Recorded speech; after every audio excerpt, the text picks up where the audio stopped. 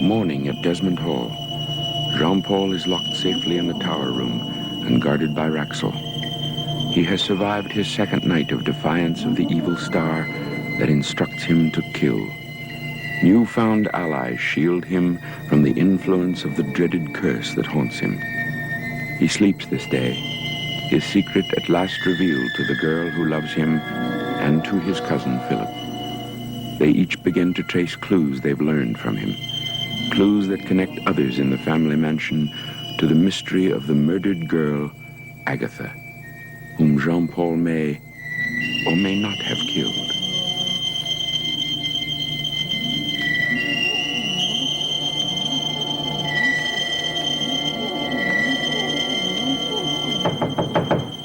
Are you up? Come in, Court. What's happened to you? Well, I haven't slept all night. Sorry to hear that. What's wrong? Jean-Paul tried to kill me last night, didn't he? Nonsense. He might have roughed you up a little bit if I hadn't stopped him, but killing's going a bit far, isn't it? I'm marked for death, I know it. You're imagining things. Susan told me she saw the mark on my face. What kind of a mark? She called it the mark of death. Well, did she describe it? No, she just said that she had seen it. Well, you'd better ask her about it then. She told me that I was going to kill. Well, do you believe that? Well, why would she say it? Have you killed? What kind of a question is that? Well, have you? I don't have to answer that question. Why, are you afraid? Leave me alone. I'll make a bargain with you. Go ahead. I'll answer your question, if you answer mine.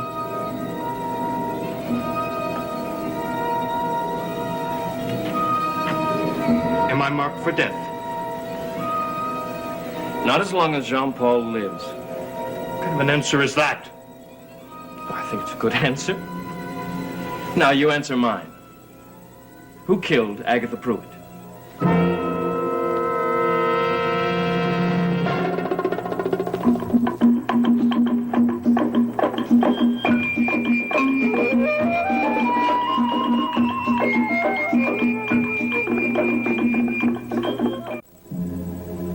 What did you say?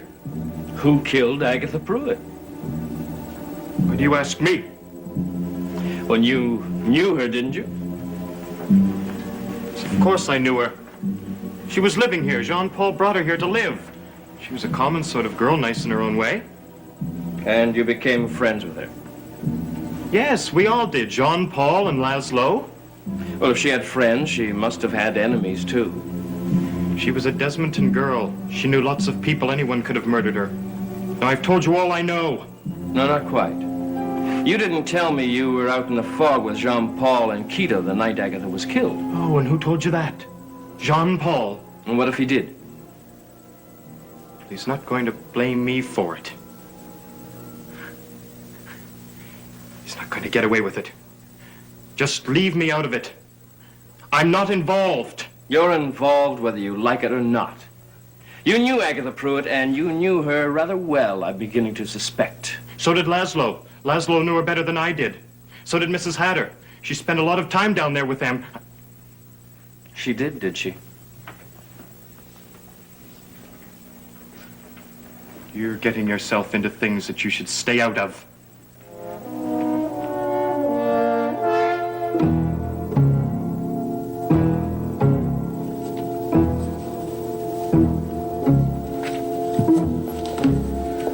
Well, it's good to see someone up and about this early. It's so busy. But you really must take some time off, you know. All work and no play is not good for pretty ladies. I'll try to remember that. Court told his mother that you and Susan were in town last night. News travels fast. Well, I would hardly recommend Desmonton as a safe place for two ladies alone without escorts. Why do you say that? Well, there have been rumors of girls disappearing, being found murdered. Like Agatha Pruitt. Poor Agatha. Yes. You knew her very well, didn't you? Oh, I wouldn't say that. It's funny, just before I went down to Mrs. Hatter's, I remember that she spent a lot of time there. Well, I can't speak for Mrs. Hatter. Well, when I was there, you used to come and see us quite often. Although I don't seem to recall our conversations. Women's conversations are hardly memorable at best, I'd say. Perhaps not. We were talking about Agatha. I would love to sit here and gossip with you, but I must go up and get ready for work. Ah, another bright young face. Well, you're looking rather cheerful this morning. Emily and I have been having a most diverting conversation. If you want any help with your little mystery, just let me know.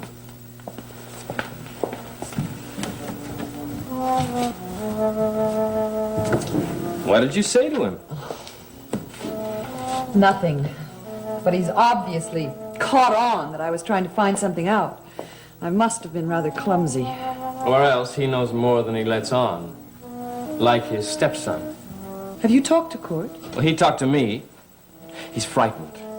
And he's a little incautious when he's afraid. Well, that might be useful. Well, he let slip that Irene and Laszlo knew Agatha rather well. I thought so. Did you find anything in these books? Nothing. There's not a mention of a curse on the Desmond family. Although there was something very strange going on around the 17th century. What kind of things? Jacques Eloi Desmondes was engaged in cruel, sadistic practices, perhaps even something criminal. Well, that portrait may be our clue. Jean-Paul said it was Jacques that cast the spell on him at Maljardin.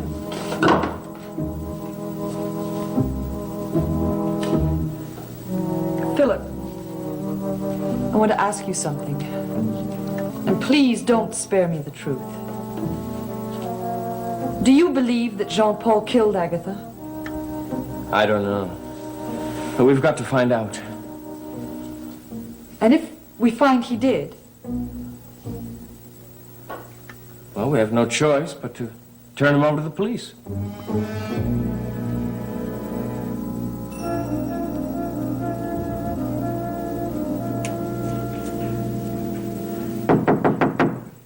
Laszlo.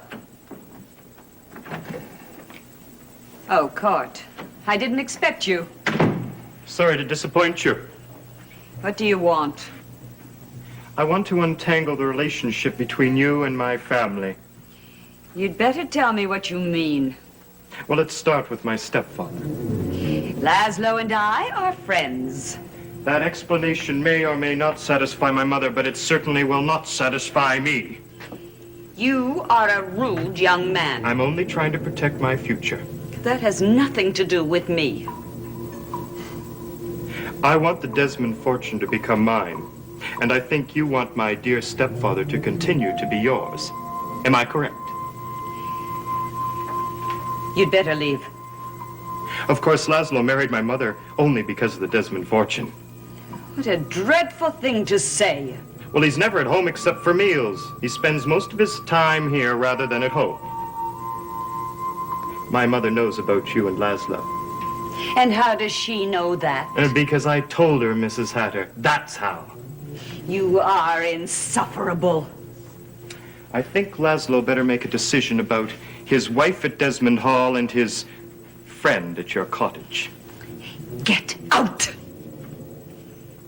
Think it over. If you want Laszlo help me to protect my family fortune, then he won't have to be married to a Desmond. Get out, I said. Go, before I throw you out. You see, you are more than merely friends after all.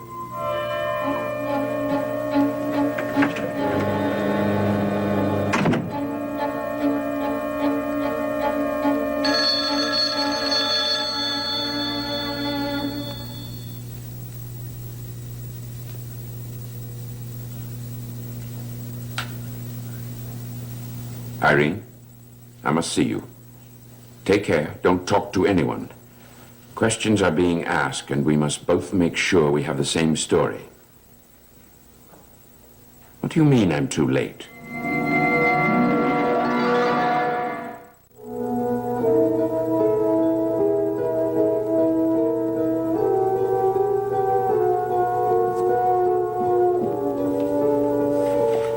let that go for now. We'll go visit someone. Who? Well, our local society leader, Mrs. Irene Hatter. I want to ask her a few questions about Agatha. You go without me. But I hardly know her. Well, I know her too well. Why do you say that? I was very ill when I stayed with her. It wasn't a happy time. The house depresses me. I wasn't myself.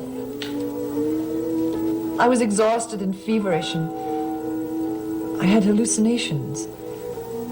Bad dreams, I think. Dreams? What kind of dreams? About who? I can't remember them. I only know the house upsets me, and I can't face it. Or her. Not yet. All right. I'll go alone. Philip. Please, don't let anything happen to you there. You really do think that house is dangerous, don't you? I know it's silly of me. No, it's all right. Don't worry. Oh, still playing detective, cousin. Yes, and I see you're still playing comic relief. If he isn't careful, he's going to find himself in a lot of trouble. He can look after himself. Well, I'm glad to hear that someone can. What are you frightened of? I'm not frightened. Then why did you and Susan lock yourself in her room last night? Well, that's a question that only Susan can answer. Why don't you go outside and find her and leave me to my work?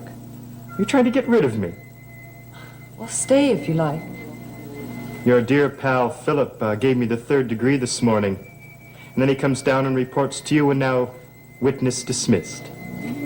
There are times, Court, when I think you should be writing novels. Perhaps a mystery novel. Well, if that's what appeals to you. Yes, like the mystery of 2 pretty girls locking themselves up in a room where no one has locked a door for years. Well, times change. Or maybe the mystery of a man who locks himself in a room in a deserted wing of a house, guarded at the door by his old faithful servant. Those are ingredients for a good mystery novel. It's your story, not mine. No, it's yours, too. Jean-Paul tried to kill me last night. There are times when the temptation to kill you is quite understandable. Don't ridicule me. You're starting to sound like the man you love.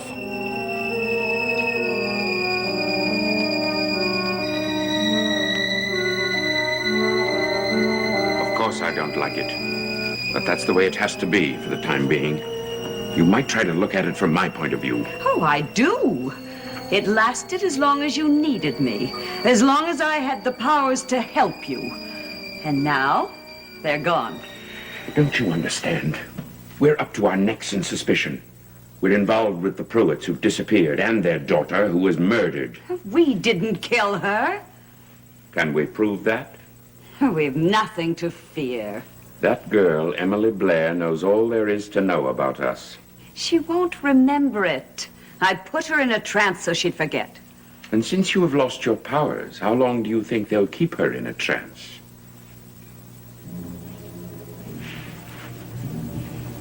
I didn't think of that.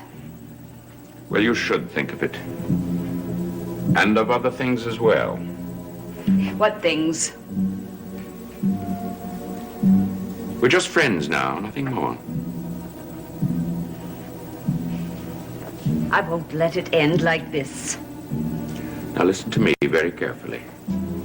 If I have to choose between a woman whose son will inherit the Desmond fortune and a woman who's lost the powers that attracted me. I believed it was the woman who attracted you, not the powers. You're a romantic fool. And fools are dangerous.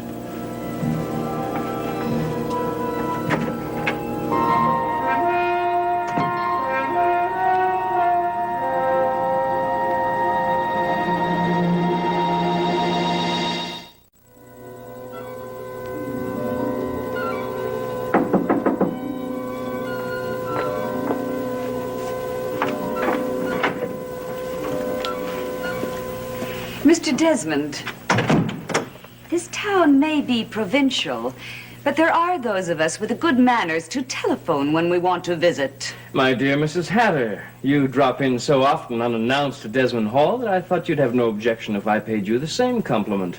I'm in no mood for pleasantries.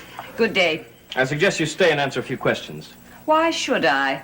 Unless, of course, you prefer for me to turn my information over to the police. Are you trying to intimidate me? No, not at all. But if you don't want to talk to me, I'll gladly talk to the police. Could I use your telephone?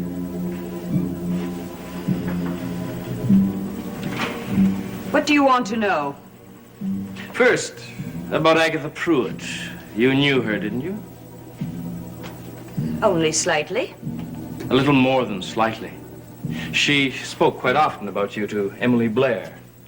What did that girl tell you about me? Emily? I took her in when she was ill, upset because Jean-Paul had jilted her for another girl.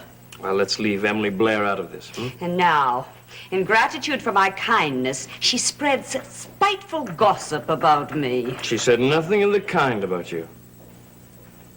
Then how do you know that I knew Agatha Pruitt? Mrs. Hatter, secrets are not easily kept in a town this small. Now, several people have been seen coming from your place constantly. It was Court, wasn't it? And why would he do that? Because he's a troublemaker.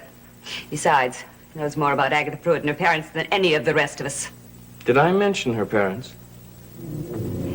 Didn't you? Now, why did the Pruitts leave town the day after their daughter was found dead? Did they? Mrs. Hatter, I would be wasting my time and yours if I hadn't checked a few certain facts in town before I came here. I hardly knew the Pruitts. They came here several evenings a week. And after their daughter was found dead, they packed their bags and left town. Why? I am not some little nobody in this town, Mr. Desmond. I have many friends. You are the stranger here, not I. I must ask you to leave. Wouldn't you rather tell me what you know yourself, rather than let me hear it from other people and maybe construed as gossip and slander? All right. Yes, I did know the Pruitts. We played bridge several nights a week. With Mr. Thaxton as a fourth. You are impertinent. And you, Mrs. Hatter, are lying. But if you don't wish to cooperate with me, I have other ways of finding out what I want to know, believe me.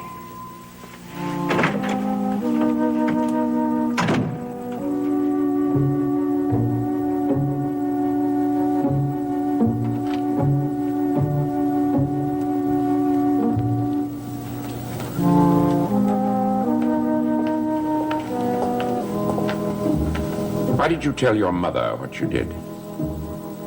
Don't know what you're talking about. Oh, you know very well. I want to know what you're up to. Your sudden interest in my affairs is overwhelming, dear stepfather. You keep out of my business. And what is your business? Besides kissing Mrs. Hatter. You hurt your mother very badly. I want you to apologize to her. Me apologize? Well, she might have believed your little story about the friendly little peck on the cheek. But I know you better than that. Don't push me too far, Cord. You only married my mother for the Desmond money. You never have cared for her at all. Ever since you came here, everything's gone wrong. First Philip disappeared, now Jean-Paul is... Yes, what about Jean-Paul? You're trying to get rid of him, aren't you? That's what it is. You've lost your senses. And then I suppose my turn is next. And then you'll have your greedy hands and all the Desmond money which you married my mother for.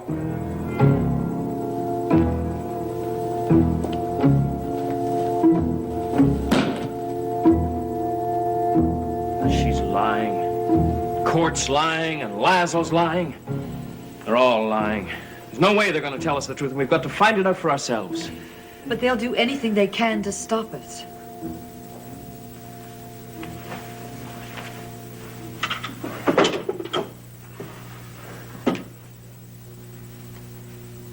There's something I want you to take from me. What is it? It's a totem my grandfather gave me when I was a boy. It's protected me throughout my life. I want you to keep it. No, I couldn't do Now, that. as long as it's with you, you'll come to no harm. What about you? Without it, you won't be safe. Now, don't argue with me. Your safety means more to me than mine. Now, keep it with you at all times. Why have you given me this, Philip? Because I love you. Oh, don't say that. Now, you mean more to me than anybody has or ever will. But you must know that I love someone else. Yes, I'm not blind. For your sake as well as his, I hope Jean-Paul is innocent. He is.